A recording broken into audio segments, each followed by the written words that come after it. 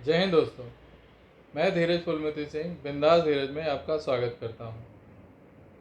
दोस्तों, हिंदुस्तान टैलेंट की खान है। आज पूरी दुनिया हिंदुस्तानी टैलेंट का लाभ उठा रही है, फ़ायदा उठा रही है। आप ट्विटर की बात करें तो एक हिंदुस्तानी उसका सीईओ है। आप पेप्सी की बात करें तो कुछ दिन पहले उसका सीईओ एक हिंदुस्तानी था। आप गूगल की बात करें तो आज उसका सीईओ भी एक हिंदुस्तानी है। आप माइक्रोसॉफ्ट की बात करें तो भी उसका सीईओ एक हिंदुस्तानी है। आईबीएम की बात करें तो उसका सीईओ एक हिंदुस्तानी है, और इस बात पर हमें गर्व होता है। आप जानते हैं सीईओ क्या होता है? Company executive officer. मतलब एक पगार, मतलब तनख्वाहशुदा एक व्यक्ति। सीधे शब्दों में कहूँ तो नौकरी पेशा आदमी। ये मालिक नहीं होता है। ट्विटर का मालिक कोई और है, माइक्रोसॉफ्ट का मालिक कोई और है, गूगल का मालिक कोई और है, पेप्सी का मालिक कोई और है, आईबीएम का मालिक कोई और है। ये सभी कंपनियां मल्टीनेशनल कंपनीज हैं और ये अमेरिकन बेस है।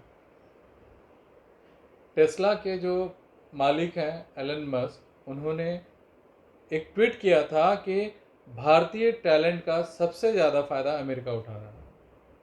ये बात सच है। हम इस बारे में बड़े खुश हो गए हैं कि ट्विटर है, आईबीएम है, पेप्सी था, गूगल है, अमेज़न है, सब जो कंपनियां हैं आज उसके बड़े पदों पर, मुख्य पद पर भारतीय विराजमान है। हम समझने की कोशिश करते हैं, भारतीय विराजमान मतलब वहाँ नौकरी कर रहे हैं यार, वो लोग नौकरी पेशा हैं। इतने बड़े पद पे भी हैं तो वो मालिक नहीं बने, वो नौकरी पेशा है। हम अमेरिकन लोगों के लिए काम करते हैं, उनकी तनख्वाह पर हम अपने जी रहे हैं। भले ही आपको करोड़ों रुपए तनख्वाह हो, मगर हैं तो आप नौकर ही ना। चाहे आप जिंदगी में 10 रुपये वाली तनख्वाह मिले, 10,000 वाली तनख्वाह मिले, या 10 करोड़ वाली तनख्वाह मिले, या 10 अरब वाली तनख्वाह मिले, आप नौकर ही होते हो। जो व्यक्ति तनख्वाह लेता है, जो व्यक्ति पगार लेता है, वो नौकर होता है, मालिक नहीं होता है। जो व्यक्ति, मैं इतना ही जानता हूँ, जो व्यक्ति पगार देता है, जो पगार चेक पे साइन करता है, वो आदमी मालिक होता है। भले ही कोई भी पोस्ट हो, मुझे उससे कोई मतलब नहीं है। हम हिंदुस्तानी बॉस बनना जानते ही नहीं है। हमने कभी ख्वाब देखा ही नहीं है कि हम बॉस बने। हमें मालिक बनना आता ही नहीं है। हम ख्वाब मालिक बनने के देखते भी नहीं हैं। हम पढ़ाई भी इसीलिए करते हैं कि हमें अच्छी से अच्छी और मोटी तनख्वाह वाली नौकरी मिले। मतलब हम मोटी तनख्वाह वाले नौकर बनना चाहते हैं। बस यही सीधा फंडा है। हम बॉस बनना ही नहीं चाहते, बॉस बनने का ख्वाब ही नहीं देखते।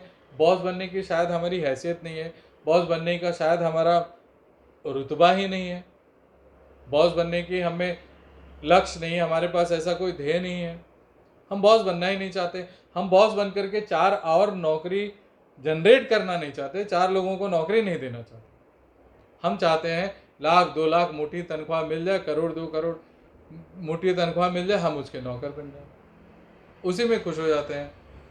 अरे मैनेजर, तुम कहीं भी किसी के भी मैनेजर हो, किसी बड़ी कंपनी के मैनेजर हो, मैनेजर मतलब तनख्वाह ले रहे हो ना, नौकर ही हो, मालिक नहीं हो आप उस चीज़ के। हमें जोर देना है मालिक। हम पढ़ाई इसलिए करते हैं कि हम नौकर बन सकें, अच्छे से अच्छा नौकर बने, ईमानदार नौकर बने, वफादार नौकर बने। पता है आपको वफादार कौन होता है? कुत्ता, जो अपने मालिक के आगे दुम हिलाता है। हम भी कुत्ता बनना चाहते हैं। अपने मालिक के आगे बिस्किट दिखाए तो हम उसके आगे पूंछ हिलाएं। अच्छे से अच्छा नस्ल का, बढ़िया से बढ़िया नस्ल का कुत्ता कुत्ता ही होता है। वफादार हो सकता है लोग कहते हैं वफादार कुत्ते में कुत्ता वफादार होता है। कितने लोगों को कुत्ता बोल के देख लो, पूरी वफादारी 2 मिनट में जड़ जाएगी। ये सिर्फ शाब्दिक बातें हैं, दिल को खुश करने वाली बातें हैं, होता कुछ नहीं है। मैं आपको बता रहा हूँ, मेरा खुद का व्यक्तिगत अनुभव है। मैं 10 12 15 साल पहले बिहार गया था। बिहार में सिवान ज़िले में मेरा ननिहाल है। अब एक भाई मुझसे भिड़ गए, हम बम्बई वाले हैं, हम तो स्ट्रेट बोलना जानते हैं। एक भाई हमसे तर्क करने लगे, अरे हमारा बिहार भारत में सबसे ज़्यादा आईएएस ऑफिसर देता है, यूपीएससी में सबसे ज़्यादा हम ही लोग पास होते हैं, उसके बाद यूपी का नंबर है तो केरला का नंबर है।